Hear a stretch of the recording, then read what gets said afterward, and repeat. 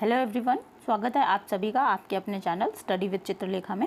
जैसा कि आप लोग जानते हो, हम लोग यूपीपीसीएस प्रीलिम्स और आरओ एआरओ 2023 को टारगेट कर रहे हैं, जिसके लिए हम लोग जीएस के प्रैक्टिस सेट सॉल्व कर रहे हैं। आज सेट नंबर 9 हम लोग करने वाले हैं। इससे पहले 8 सेट पेपर हम लोग सॉल्व कर चुके हैं। अगर अभी तक आप लोगों ने वो नहीं देखे हैं तो लिंक आपको डिस्क्रिप्शन बॉक्स में मिल जाएगा, आप उन सेट पेपर्स को भी देख लीजिएगा। अगर आप लोग चैनल पर पहली बार आए हो तो चैनल को सब्सक्राइब करके बेल आइकन ज़रूर प्रेस कर दीजिएगा, जिससे कि आने वाले सभी वीडियो की जानकारी आपके पास सबसे पहले पहुंच जाएगी। और अगर वीडियो पसंद आएगा तो वीडियो को लाइक किए बिना बिल्कुल भी मत जाइएगा। वीडियो को शेयर करिएगा अपने दोस्तों के साथ, स्टडी ग्रुप्स में, पीयर ग्रुप्स में, जिससे कि वो लोग भी अपना रिवीजन अच्छे तरीके से कर सकें। तो चलिए हम लोग आज की क्लास को शुरू करते हैं और पहला क्वेश्चन देखते हैं। संविधान के निम्नलिखित में से किस अनुच्छेद ने मुख्य निर्वाचन अधिकारियों की शक्तियों को स्वतंत्र बना दिया है? तो संविधान के अनुच्छेद 324 में निर्वाचन आयोग के बारे में बताया गया है, वहीं पर निर्वाचन आयुक्त के बारे में भी बताया गया है। तो अनुच्छेद 324 इस क्वेश्चन का करेक्ट आंसर हो जाएगा ऑप्शन नंबर ए। ठीक है, अनुच्छेद 324। अब इससे जुड़े हुए कुछ फैक्ट हम लोग देख लेते हैं। मुख्य निर्वाचन अधिकारी जो है भारत के राज्यों और केंद्र शासित प्रदेशों में चुनाव कराने के लिए भारत निर्वाचन आयोग का प्रतिनिधित्व करने के लिए बनाया गया है। और भारत निर्वाचन आयोग जो है ये एक वैधानिक प्राधिकरण है, ये बात भी ध्यान रखिएगा। संविधान के अनुच्छेद 324 की शुरुआत के साथ मुख्य निर्वाचन आयुक्त की शक्तियों को स्वतंत्र बना दिया गया है। किसने? अनुच्छेद 324 ने। इनके कर्तव्य और शक्तियां लोक प्रतिनिधित्व अधिनियम 1950 की धारा 13A के साथ उल्लिखित लोक प्रतिनिधित्व अधिनियम 1951 की धारा 20 में निहित है। तो ये सारी बातें ध्यान रखिएगा। अगले क्वेश्चन पर आएंगे। अगला क्वेश्चन है, school game federation of India की स्थापना कब की गई थी? तो school games federation of India की स्थापना की गई थी आपकी 1954 में। Option number C correct option हो जाएगा। अभी ये चर्चा में इसलिए आया है स्कूल गेम फेडरेशन, इसको देख लेते हैं। हाल ही में हरियाणा के मुख्य सचिव ने गुरुग्राम में national school boys basketball champion का उद्घाटन किया था, तो इसीलिए ये चर्चा में आया। ठीक है, स्थापना कब हुई थी? 1954 में हुई थी और इसे खेल मंत्रालय और भारतीय ओलंपिक संघ के द्वारा मान्यता प्राप्त है, ये बात भी ध्यान रखिएगा। School game federation of India international school sports federation और एशियन स्कूल स्पोर्ट्स फेडरेशन का एक सक्रिय सदस्य है। यह अपनी स्थापना के बाद से SGFI भारत के स्कूलों में खेलों का प्रचार और विकास करने के लिए कार्य कर रहा है। भारत के स्कूलों में सभी खेलों का आधार कौन है? School games federation of India. ठीक है, अगले क्वेश्चन पर आएंगे। राष्ट्रीय बाल अधिकार संरक्षण आयोग की स्थापना किस वर्ष की गई थी? तो राष्ट्रीय बाल अधिकार संरक्षण आयोग की स्थापना जो है 2007 में की गई। Option number D correct option हो जाएगा। इसके बारे में जुड़े हुए फैक्ट हम लोग देख लेते हैं।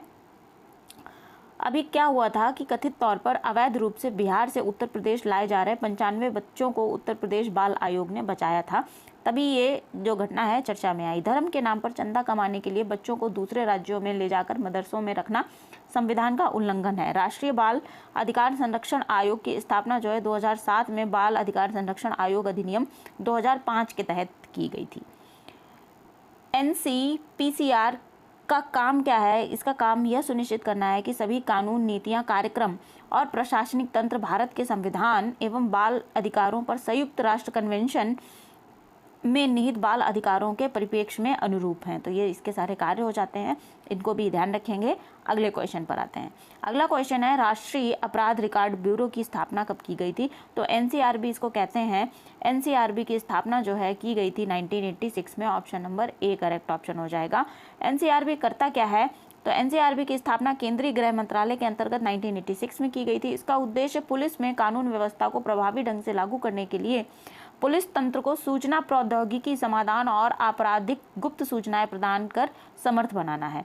यह राष्ट्रीय पुलिस आयोग 1977 से 1981 और गृह मंत्रालय के कार्यबल 1985 की सिफारिशों के आधार पर स्थापित किया गया था। यह गृह मंत्रालय का हिस्सा है और इसका मुख्यालय नई दिल्ली में स्थित है। भारतीय और विदेशी अपराधों की फिंगरप्रिंटिंग रिकॉर्ड करने के लिए नेशनल वेयरहाउस के रूप में भी NCRB कार्य करता है और फिंगरप्रिंट खोज के माध्यम से अंतर्राज्यीय अपराधों का पता भी लगाने में सहायता करता है। ये सारे NCRB के काम हो जाएंगे, तो आप लोग इनको ध्यान रखिएगा, इंपॉर्टेंट है। नेक्स्ट क्वेश्चन है, प्रयाग के अलावा कुंभ मेला निम्नलिखित में से किस शहर में आयोजित किया जाता है? तो प्रयागराज के अलावा ये जो कुंभ का मेला है दिए गए ऑप्शंस में से नासिक में आयोजित किया जाता है। Option number B correct option हो जाएगा। कुंभ का मेला क्या है? पृथ्वी पर यूँ कहें विश्व में तीर्थयात्रियों का सबसे बड़ा शांतिपूर्ण जमावड़ा होता है, जिसके दौरान जो यात्री होते हैं, तीर्थयात्री, ये क्या करते हैं? पवित्र नदी में स्नान करते हैं, डुबकियां लगाते हैं। और नासिक कहाँ पर अवस्थित है? गोदावरी नदी के तट पर अवस्थित है। ठीक है, ये बात ध्यान रखिएगा। और उज्जैन में शिप्रा नदी के तट पर कौन सा शहर अवस्थित है? उज्जैन अवस्थित है। और हरिद्वार में गंगा नदी के तट पर, और प्रयागराज में गंगा, यमुना और सरस्वती जो वहाँ पर पौराणिक रूप से उपस्थित है। इन चारों स्थानों पर क्या लगता है? कुंभ का मेला लगता है। ठीक है, तो ये सारी बातें ध्यान रखिएगा। अगले क्वेश्चन पर आएंगे। ग्रीन नोबेल प्राइज पुरस्कार प्रतिवर्ष प्रदान किया जाता है, किस वर्ष से प्रदान किया जाता है हमें बताना है। तो ग्रीन नोबेल प्राइज 1990 में शुरू किया गया था। Option number A correct option हो जाएगा। अभी ये चर्चा में क्यों आया? क्योंकि छत्तीसगढ़ के एक पर्यावरण कार्यकर्ता हैं, इनको छत्तीसगढ़ बचाओ आंदोलन के संयोजक आलोक गुप्ता को प्रतिष्ठित अंतर्राष्ट्रीय स्तर के पुरस्कार गोल्डमैन पर्यावरण पुरस्कार 2024 के लिए चुना गया था, तभी ये चर्चा में आया। और गोल्डमैन पर्यावरण पुरस्कार, जिसे अभी ग्रीन नोबेल पुरस्कार के रूप में भी जाना जाता है, अक्सर बड़े व्यक्तिगत जोखिम पर प्राकृतिक पर्यावरण की रक्षा और संवर्धन हेतु निरंतर तथा महत्वपूर्ण प्रयासों के लिए व्यक्तियों को मान्यता देता है। ये कब शुरू किया गया था? 1990 से गोल्डमैन एनवायरमेंटल फाउंडेशन के द्वारा प्रदान किया जा रहा है। यह विश्व के 6 महाद्वीपीय देशों क्षेत्रों के लोगों का सम्मान करता है। ठीक है, तो ये सारी चीज़ें याद रखिएगा। अगला क्वेश्चन देखते हैं। अगला क्वेश्चन है, हसदेव नदी निम्नलिखित में से किस नदी की सहायक नदी है? तो हसदेव नदी जो है महानदी की सहायक नदी है। Option number D correct option हो जाएगा। छत्तीसगढ़ के उत्तरी भाग में फैला हुआ हसदेव अरण्य वन क्षेत्र अपनी जैव विविधता और कोयला भंडार के लिए जाना जाता है। छत्तीसगढ़ के उत्तर भाग में फैला हुआ हसदेव अपनी जैव विविधता के लिए जाना जाता है, हम बात कर चुके हैं। यह वन क्षेत्र महत्वपूर्ण आदिवासी आबादी वाले जिलों जैसे कि कोरबा, सुजापुर और सरगुजा के अंतर्गत आता है। ये सारी बातें ध्यान रखिएगा। अगले क्वेश्चन पर आएंगे। अगला क्वेश्चन है, पृथ्वी दिवस किस दिन मनाया जाता है? तो पृथ्वी दिवस जो है पहली बार मनाया गया था 22 अप्रैल 1970 को। तो option number B correct option हो जाएगा, 22 अप्रैल को। पृथ्वी दिवस पहली बार 1970 में मनाया गया था, जब अमेरिकी सीनेटर गेलार्ड नेल्सन के आह्वान पर लगभग 20 मिलियन लोग पर्यावरणीय शरण का विरोध करने के लिए सड़कों पर उतरे थे। और ये घटना कब हुई थी? ये घटना वर्ष 1969 के सांता बरबरा तेल रिसाव के साथ साथ धुंध और प्रदूषित नदियों जैसे अन्य मुद्दों से प्रेरित हुई थी। वर्ष 2009 में संयुक्त राष्ट्र ने 22 अप्रैल को अंतर्राष्ट्रीय मातृ पृथ्वी दिवस इंटरनेशनल मदर अर्थ के रूप में निर्दिष्ट कर दिया था। तब तो 22 अप्रैल को हम क्या मनाते हैं? पृथ्वी दिवस मनाते हैं। अगला क्वेश्चन देखते हैं। मुरिया जनजाति निम्नलिखित में से किस राज्य की मूल निवासी है? तो मुरिया जनजाति जो है छत्तीसगढ़ और आंध्र प्रदेश में पाई जाती है। तो यहाँ पर हमारे पास ऑप्शन में है छत्तीसगढ़, तो option number C correct option हो जाएगा हमारे क्वेश्चन का। अब इस जनजाति के बारे में कुछ चीज़ें हम लोग देख लेते हैं। आंध्र प्रदेश व छत्तीसगढ़ के सीमावर्ती क्षेत्रों में निवास करने वाली मुरिया या मुड़िया जनजाति के पास दोनों राज्यों से प्राप्त मतदाता कार्ड हैं। एक उनके मताधिकार का प्रयोग करने के लिए एवं दूसरा उनके जन्म के संदर्भ और प्रमाण के लिए। मुरिया भारत के छत्तीसगढ़ के बस्तर जिले का एक स्थानीय आदिवासी अनुसूचित जनजाति द्रविड़ समुदाय है। वे गोंडी लोगों के हिस्से हैं। ये लोग कोया बोलते हैं, जो एक द्रविड़ भाषा है। ठीक है, ये बात भी ध्यान रखिएगा कि मुरिया लोग कोया बोलते हैं, जो कि एक द्रविड़ भाषा है। उनका विवाह और समग्र जीवन के प्रति प्रगतिशील दृष्टिकोण है। सबसे बड़ा इसका उदाहरण घोटुल है। घोटुल क्या है? घोटुल का उद्देश्य मुरिया युवाओं को उनकी लैंगिकता को समझाने के लिए एक वातावरण बनाना है। तो ये तो सारी चीज़ें हो गई मुरिया जनजाति के बारे में, जो कि छत्तीसगढ़ और आंध्र प्रदेश में पाई जाती है। आते हैं हम अगले क्वेश्चन पर। भारत में कितनी भूकंप वेधशालाएं हैं? तो भारत में कुल 115 भूकंप वेधशालाएं हैं। Option number D correct option हो जाएगा। अभी ये चर्चा में क्यों आया है पॉइंट? हाल ही में छत्तीसगढ़ के जगदलपुर बस्तर जिले से 1.3 किलोमीटर दूर 2.6 तीव्रता का हल्का भूकंप आया था। इसकी गहराई 5 किलोमीटर थी। इसका प्रभाव क्षेत्र में व्यापक रूप से महसूस किया गया था। राष्ट्रीय भूकंप विज्ञान केंद्र देश में भूकंप गतिविधि की निगरानी करने के लिए भारत सरकार की नोडल एजेंसी है। वर्तमान में भारत में केवल 115 भूकंप वेधशालाएं हैं। भूकंप वेधशाला का सबसे महत्वपूर्ण पहलू भूकंप के समय की सटीक भविष्यवाणी करने में सक्षम होना होता है। ठीक है, तो ये सारी बातें याद रखिएगा। अगले क्वेश्चन पर आते हैं। अगला क्वेश्चन है, दिव्यांगजन अधिकार अधिनियम की स्थापना किस वर्ष की गई थी? तो दिव्यांगजन अधिकार अधिनियम की स्थापना की गई थी वर्ष 2016 में। Option number C correct option हो जाएगा। और इसके बारे में कुछ फैक्ट हम लोग देख लेते हैं। यह अधिनियम दिव्यांगजनों के अधिकारों पर संयुक्त राष्ट्र कन्वेंशन को प्रभावी बनाने के लिए भारत की संसद के द्वारा पारित किया गया था और इसे वर्ष 2007 में अनुमोदित किया गया था। ठीक है, ध्यान रखिएगा। अगला क्वेश्चन देखते हैं। भिराराना पुरातात्विक स्थल हरियाणा के निम्नलिखित में से किस जिले में है? तो इस क्वेश्चन का जो करेक्ट ऑप्शन हो जाएगा, भिराराना पुरातात्विक स्थल हरियाणा के फतेहाबाद जिले में है। Option number B. ये फतेहाबाद जिले का एक छोटा सा गांव है जो नई दिल्ली से लगभग 200 किलोमीटर की दूरी पर उत्तर पश्चिम में पड़ता है। प्राचीन सरस्वती नदी प्रणालियों के किनारे अवस्थित है ये, इसलिए ये चर्चा में आया, जो अब आधुनिक हरियाणा में मौसमी घग्गर प्रवाह के द्वारा दर्शाया जाता है। 8वीं और से 7वीं सहस्त्राब्दी ईसा पूर्व के हकरा बर्तन भिराना में पाए गए हैं, जो इसके प्रारंभिक हड़प्पा रावी चरण की संस्कृति के समकालीन इसको बनाते हैं, इसीलिए ये इम्पोर्टेंट है और चर्चा में आया।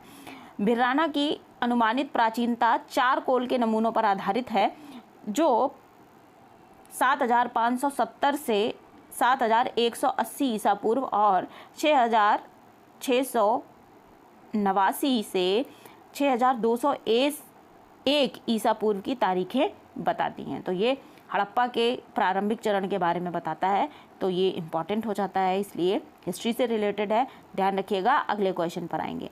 निम्नलिखित में से किस वैज्ञानिक ने पारे में अतिचालकता की खोज की थी? तो पारे में अतिचालकता की खोज जो है हाइके कामरलिंग ऑन्स के द्वारा की गई थी। Option number A correct option हो जाएगा। कब की थी? 1911 में। देख लेते हैं इसके बारे में कुछ फैक्ट। 1911 में हाइके कामरलिंग ऑन्स ने पारे में अतिचालकता की खोज की थी। किसी प्रतिरोध के बिना विद्युत धारा को प्रवाहित करने में किसी पदार्थ की क्षमता को अतिचालकता कहा जाता है। ठीक है, तो अतिचालकता की डेफिनेशन भी आपको पता होनी चाहिए। ये होता कब है? यह तब होता है जब किसी पदार्थ को क्रांतिक ताप के नीचे ठंडा किया जाता है, तब उसमें अतिचालकता आ जाती है। ठीक है, तो इस प्रकार से ध्यान रखिएगा इस क्वेश्चन को। बढ़ते हैं आगे हम अगले क्वेश्चन पर। व्याकरणिक ग्रंथ अष्टाध्यायी के रचयिता कौन है? तो अष्टाध्यायी के रचयिता जो हैं ये हो जाएंगे option number C Panini. Panini ने अष्टाध्यायी की रचना की थी। ये एक संस्कृत व्याकरण का ग्रंथ है। ठीक है, ये सारी चीज़ें याद रखिएगा। अच्छा, ये कब लिखा गया था? तो अभी से लगभग 2000 वर्ष पहले लिखा गया था। ठीक है, इसमें 8 अध्याय हैं, इसीलिए इसका नाम अष्टाध्यायी है। और 4वीं शताब्दी ईसा पूर्व के अंत में लिखा गया था ये ग्रंथ, जिसने संस्कृत के बारे में बताया है, व्याकरण के बारे में बताया है। ठीक है, अगले क्वेश्चन पर आएंगे। निम्नलिखित में से किस आयोग की सिफारिश पर भारत सरकार ने वर्ष 1953 में विश्वविद्यालय अनुदान आयोग की स्थापना की थी? तो भारत सरकार ने 1953 में राधाकृष्णन आयोग की सिफारिश पर विश्वविद्यालय अनुदान आयोग की स्थापना की थी। Option number D correct option हो जाएगा। इसके बारे में कुछ फैक्ट देख लेते हैं। भारतीय शिक्षा के स्तर में सुधार लाने के लिए केंद्रीय शिक्षा सलाहकार बोर्ड और अंतर विश्वविद्यालय शिक्षा परिषद ने भारत सरकार को विश्वविद्यालय शिक्षा आयोग के गठन करने के लिए सुझाव दिया था। तो 4 नवंबर 1948 में डॉक्टर सर्वपल्ली राधाकृष्णन की अध्यक्षता में भारत सरकार के द्वारा विश्वविद्यालय शिक्षा आयोग का गठन किया गया था। इस आयोग ने अपनी पहली रिपोर्ट कब दी थी? तो 25 अगस्त 1949 में भारत सरकार को अपनी आख्या सौंपी थी। डॉक्टर सर्वपल्ली राधाकृष्णन इस आयोग के अध्यक्ष थे, अतः विश्वविद्यालय शिक्षा आयोग को राधाकृष्णन आयोग के नाम से भी जाना जाता है। तो ये सारी बातें ध्यान रखिएगा। अगले क्वेश्चन पर आएंगे। भारत विभाजन के दौरान गठित बंटवारा परिषद के अध्यक्ष कौन थे? तो भारत विभाजन के दौरान जो बंटवारा परिषद बनी थी उसके अध्यक्ष जो थे ये थे Lord Mountbatten. Option number B correct option हो जाएगा। माउंटबेटन अध्यक्ष थे। नागरिक प्रशासन से संबंधित मुद्दों तथा कर्मचारियों के बंटवारों की समस्या को सुलझाने के लिए बंटवारा परिषद का गठन किया गया था। गवर्नर जनरल लॉर्ड माउंटबेटन थे इसके अध्यक्ष। और भारत और पाकिस्तान के इसमें जो 2 प्रतिनिधि शामिल थे और 37 कार्यकारी स्तर पर गठित की गई 2 सदस्यीय संचालन समिति के सदस्य कौन थे? HM पटेल और मोहम्मद अली। समिति के सदस्यों का नाम क्या था? समिति के सदस्यों का नाम हो जाएगा HM पटेल और मोहम्मद अली। ये 2 सदस्य थे जो संचालन समिति के सदस्य थे। ठीक है, अगले क्वेश्चन पर आएंगे। कार्टाजेना जैव सुरक्षा प्रोटोकॉल को जैव विविधता अभिसमय के अंतर्गत कब अपनाया गया? तो कार्टाजेना प्रोटोकॉल को जो है 29 जनवरी वर्ष 2000 में अपनाया गया था। तो option number D correct option हो जाएगा। 29 जनवरी 2000 को जैव विविधता अभिसमय के अंतर्गत जैव विविधता की सुरक्षा के लिए एक पूरक समझौते के रूप में कार्टाजेना प्रोटोकॉल को अपनाया गया था। ये लागू कब हुआ था? 11 सितंबर 2003 को लागू हुआ था। यह प्रोटोकॉल आधुनिक जैव प्रौद्योगिकी के परिणाम स्वरूप संशोधित जीवित जीवों द्वारा उत्पन्न संभावित जोखिमों में से जैव विविधता की रक्षा करता है। तो ये कार्टाजेना प्रोटोकॉल के बारे में जो महत्वपूर्ण बातें हैं उनको भी आप लोग ध्यान रखोगे। अगले क्वेश्चन पर आएंगे। वर्ष 2024 के लोकसभा चुनाव में हरियाणा के निम्नलिखित में से किस जिले में सबसे अधिक मतदाता हैं? तो 2024 में जो लोकसभा चुनाव हो रहा है वहां पर हरियाणा के गुरुग्राम में सबसे ज़्यादा मतदाता हैं। Option number B correct option हो जाएगा। अब ये डेटा कैसे निकाला गया इसके बारे में थोड़ी चर्चा कर लेते हैं। हरियाणा के मुख्य निर्वाचन अधिकारी के अनुसार 25 लाख से अधिक मतदाताओं के साथ गुरुग्राम लोकसभा क्षेत्र में राज्य के किसी भी संसदीय क्षेत्र के मुकाबले में सबसे अधिक मतदाता वाला शहर बन गया है। ठीक है, हरियाणा की सीटें कितनी हैं लोकसभा के लिए? 10 सीटें हैं। यहाँ पर 25 मई को मतदान होगा और जो मतगणना है 4 जून को होगी, हम सभी जानते हैं। ठीक है, तो ये बातें हो गई किसकी? लोकसभा चुनाव की 2024 के बारे में हरियाणा से जुड़ी हुई। अगला क्वेश्चन है, निम्नलिखित में से किस राज्य सरकार ने 14 पतंजलि उत्पादों की प्रभावशीलता के बारे में बार बार भ्रामक विज्ञापन प्रकाशित करने के लिए उन्हें विनिर्माण लाइसेंस को उनके निलंबित कर दिया है?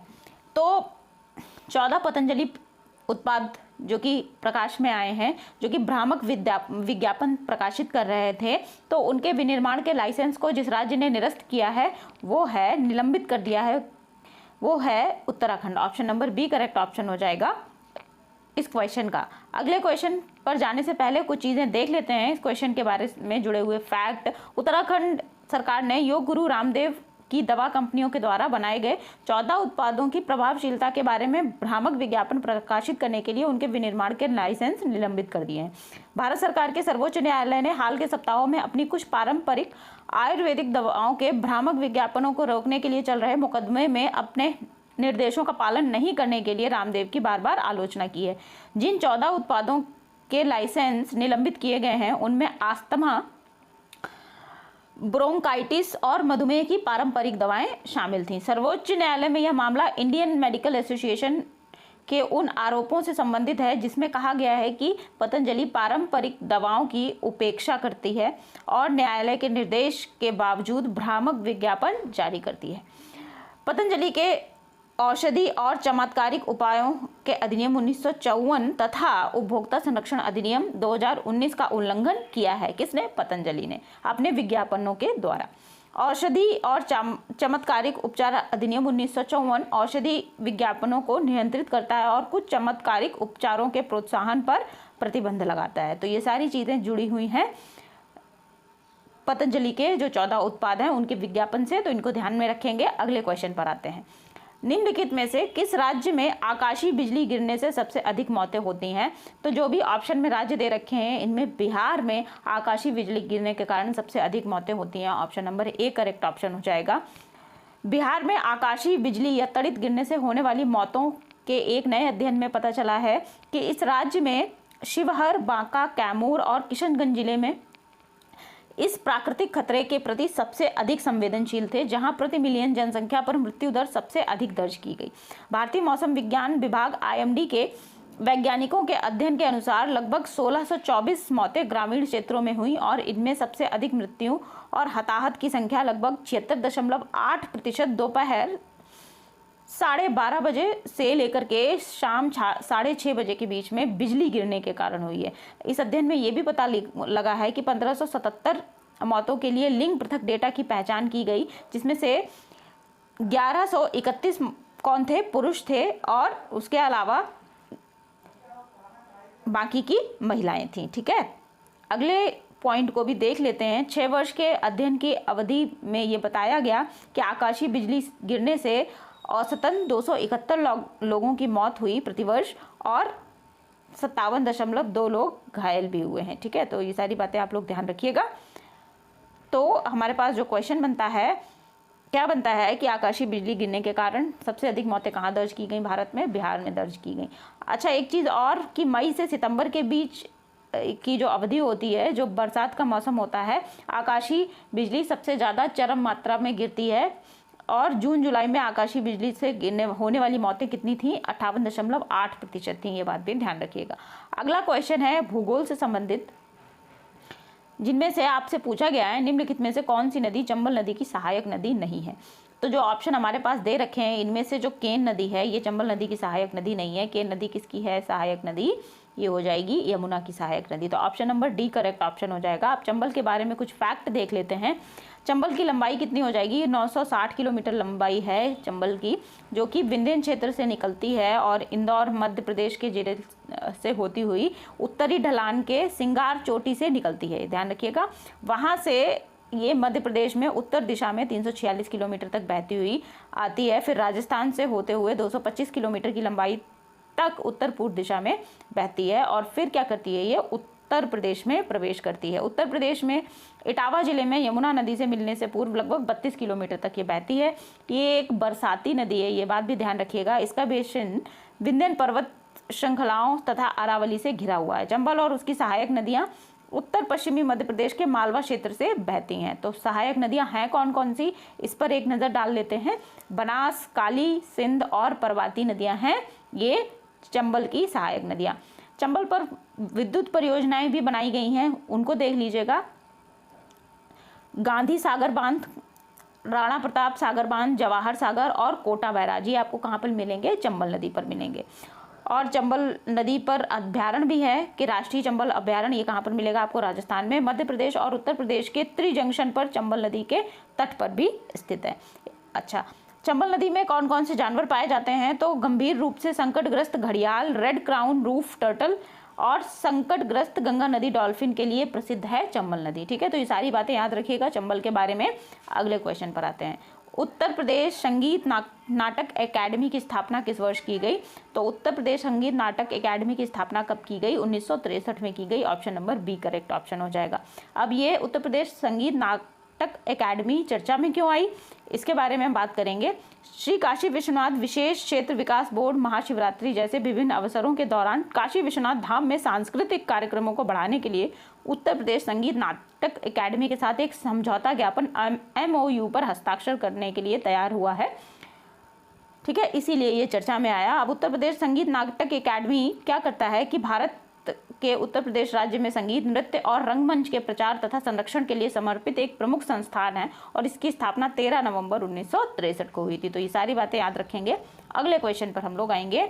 हाल ही में राजस्थान के निम्नलिखित में से किस जिले में कृषि क्षेत्रों के लिए एक डिजिटल वितरण प्रणाली शुरू की गई है? तो राजस्थान में डिजिटल वितरण प्रणाली शुरू की गई है श्री गंगानगर में। Option number D correct option हो जाएगा। डिजिटल जल वितरण प्रणाली, इसके बारे में थोड़ी चर्चा करेंगे हम लोग। सिंचाई जल की आपूर्ति की सुविधा के लिए राजस्थान के श्री गंगानगर जिले में कृषि क्षेत्रों के लिए एक अनूठी डिजिटल जल वितरण प्रणाली जो है शुरू की गई है। राष्ट्रीय सूचना विज्ञान केंद्र NIC जयपुर के द्वारा विकसित नई प्रणाली किसानों को उनके खेतों तक पहुंचने वाले जल की स्थिति के बारे में जानने में सक्षम बनाएगी, और मैनुअल प्रणाली में अक्सर रिपोर्ट जानने वाली मानवीय त्रुटि की गुंजाइश को कम करेगी। डिजिटल प्लेटफॉर्म जिले के सभी किसानों को जल उपलब्धता से संबंधित मुद्दों को हल करने के लिए गंगा नहर और इंदिरा गांधी नहर से जल वितरित करने में पारदर्शिता को बढ़ावा देगा। जल संसाधन विभाग के अनुसार जल उपयोक्ता संघों के प्रमुख अपने अपने क्षेत्र के किसानों की जानकारी पोर्टल पर केवल एक बार दर्ज करेंगे। इसके बाद किसानों को सिंचाई की बारी की पर्चियां स्वतः ऑनलाइन मिल जाएंगी। इस तरीके से ये जल प्रणाली काम करेगी। ऑनलाइन बाराबंदी निश्चित बारी का विस्तार किया जा सकता है, और राज्य के अन्य जिलों के किसानों के लाभ के लिए भी एक समान जल वितरण प्रणाली के रूप में इसे कार्यान्वित किया जा सकता है। तो ये सारी बातें ध्यान रखेंगे। अगले क्वेश्चन को हम लोग देखते हैं। राष्ट्रीय सूचना विज्ञान केंद्र NIC की स्थापना कब हुई थी? 1976 में हुई थी। Option number A correct option हो जाएगा, ऑप्शन नंबर ए। ठीक है, 1976। अब NIC के बारे में कुछ चीजें देखते हैं हम। NIC केंद्र सरकार, राज्य सरकारों तथा केंद्र शासित प्रदेशों में प्रशासनों के नेटवर्क और बैकबोन ई-गवर्नेंस सहायता प्राप्त करता है। NIC राष्ट्रव्यापी अत्याधुनिक सूचना और संचार प्रौद्योगिकी बुनियादी ढांचे की स्थापना के अलावा शासन के विभिन्न पहलुओं में सरकार के साथ निकटता से जुड़ा हुआ है। इसने विभिन्न स्तरों पर सरकार का समर्थन करने के लिए बड़ी संख्या में डिजिटल समाधान भी बनाए हैं, जिससे नागरिकों को अंतिम छोर तक सरकारी सेवाओं की डिलीवरी एक वास्तविकता बन गई है। तो ये सारे काम कौन करता है? NIC करता है। ठीक है, नेक्स्ट क्वेश्चन पर आएंगे। निम्नलिखित में से कौन सी यमुना की सहायक नदी नहीं है? तो सिंध, बेतवा, केन और चंबल ये यमुना की प्रमुख सहायक नदियां नहीं हैं। जो सहायक नदी नहीं है ये है कोसी नदी। Option number B correct option हो जाएगा। अब बात कर लेते हैं यमुना के बारे में। तो यमुना नदी जो है उत्तर भारत की प्रमुख नदियों में से एक है। ये गंगा की सबसे बड़ी सहायक नदी है और ये विश्व के व्यापक जलोढ़ मैदानों में से गंगा यमुना के मैदान का एक अभिन्न अंग है। कौन? यमुना नदी। निकलती कहाँ से है? तो हिमालय पर्वतमाला के बंदरपूंछ शिखर से निकलती है। ठीक है, 6387 मीटर की ऊंचाई पर यमुनोत्री ग्लेशियर से ये निकलेगी। अगर चोटी पूछी जाएगी तो बंदरपूंछ शिखर है, और अगर ग्लेशियर पूछा जाएगा तो यमुनोत्री ग्लेशियर से ये निकलती है। इसका प्रवाह बेसिन कहाँ पर हो जाएगा, किस राज्य में? तो उत्तराखंड, हिमाचल प्रदेश, हरियाणा और दिल्ली से प्रवाहित होते हुए ये उत्तर प्रदेश में आती है और प्रयागराज में संगम के स्थान पर ये गंगा नदी में मिल जाती है। ठीक है, चलिए अगले क्वेश्चन पर आएंगे। पीलीभीत टाइगर रिजर्व को किस वर्ष टाइगर रिजर्व के रूप में अधिसूचित किया गया था? तो पीलीभीत को टाइगर रिजर्व के रूप में 2014 में अधिसूचित किया गया था। Option number B correct option हो जाएगा। पीलीभीत टाइगर रिजर्व उत्तर प्रदेश के 3 जिलों में पीलीभीत, लखीमपुर खीरी और बहराइच में फैला हुआ है। इसका कुल क्षेत्रफल 700 वर्ग किलोमीटर से अधिक है। इसको करेक्ट करिएगा, 700 वर्ग किलोमीटर से अधिक है। यह तेंदुओं, बाघों सहित विभिन्न प्रकार के जंगली जानवरों का निवास स्थल है। यह ऊपरी गंगा के मैदान में तराई आर्क लैंडस्केप का हिस्सा है। रिजर्व का उत्तरी किनारा भारत नेपाल सीमा पर अवस्थित है, जबकि दक्षिणी सीमा शारदा और खकरा नदी के द्वारा चिन्हित होती है। ये बात भी ध्यान रखिएगा, दक्षिणी सीमा शारदा और खकरा नदी के द्वारा बनती है। पीलीभीत को वर्ष 2014 में टाइगर रिजर्व के रूप में अधिसूचित किया गया था। बहुत इंपॉर्टेंट बात है, इसको भी ध्यान रखेंगे। नेक्स्ट क्वेश्चन पर आएंगे। IUCN की रेड लिस्ट में के तहत तेंदुओं के संरक्षण की अवस्थिति क्या है? तो IUCN की जो रेड लिस्ट है उसमें तेंदुओं को सुभेद बताया गया है। Option number C correct option हो जाएगा। अब बात करेंगे हम लोग तेंदुओं के बारे में। इसका वैज्ञानिक नाम क्या है? तो पैंथेरा जीनस जो है ये इस सबसे छोटे सदस्य के रूप में बाघ, शेर, जैगुआर तेंदुआ तथा हिम तेंदुए आदि शामिल हैं। तेंदुए विभिन्न प्रकार के वातावरणों के लिए अपनी अनुकूलन क्षमता के लिए प्रसिद्ध हैं। ये एक रात्रिचर जानवर होता है जो जंगली सुअर, हॉग, हिरण और चीतल सहित अपने से छोटे शाकाहारी जानवरों को खाता है। ठीक है, तेंदुओं में मेलानिज्म एक आम घटना है जिससे जानवर की पूरी त्वचा काले रंग की होती है, जिसमें उसके धब्बे भी शामिल हैं। मिलेनिस्टिक तेंदुए को प्रायः ब्लैक पैंथर कहा जाता है और गलती से इसे एक अलग प्रजाति मान लिया जाता है। तो तेंदुए की जो IUCN की रेड लिस्ट है उसमें सुभेद बताया गया है, ये बात ध्यान रखिएगा। और साइट्स में इसे कहाँ पर रखा गया है? साइट्स में इसको परिशिष्ट 1 में रखा गया है। और तेंदुए को भारतीय वन्य जीव संरक्षण अधिनियम 1972 की अनुसूची 1 में भी डाला गया है। तो ये सारी बातें हो जाती हैं तेंदुओं के बारे में। ये सारी चीज़ें याद रखिएगा, अच्छी चीज़ें हैं, इंपॉर्टेंट चीज़ें हैं, अक्सर क्वेश्चन बन जाते हैं यहाँ से। आज की क्लास आप लोगों को कैसी लगी? क्लास अगर पसंद आई है तो क्लास को लाइक कर दीजिएगा, शेयर करिएगा अपने दोस्तों के साथ, अपने स्टडी ग्रुप्स में, पेयर ग्रुप्स में। और अगर चैनल पर पहली बार आए हैं तो चैनल को सब्सक्राइब करके बेल आइकन ज़रूर प्रेस कर दीजिएगा, जिससे कि आने वाले वीडियो की जानकारी आपको सबसे पहले मिल जाएगी। हम लोग मिलते हैं डेली बेसिस पर एक नए प्रैक्टिस सेट के साथ। तो आज की क्लास के लिए इतना ही, कल अगली क्लास में फिर मिलेंगे, तब तक के लिए पढ़ते रहिए। Thank you everyone.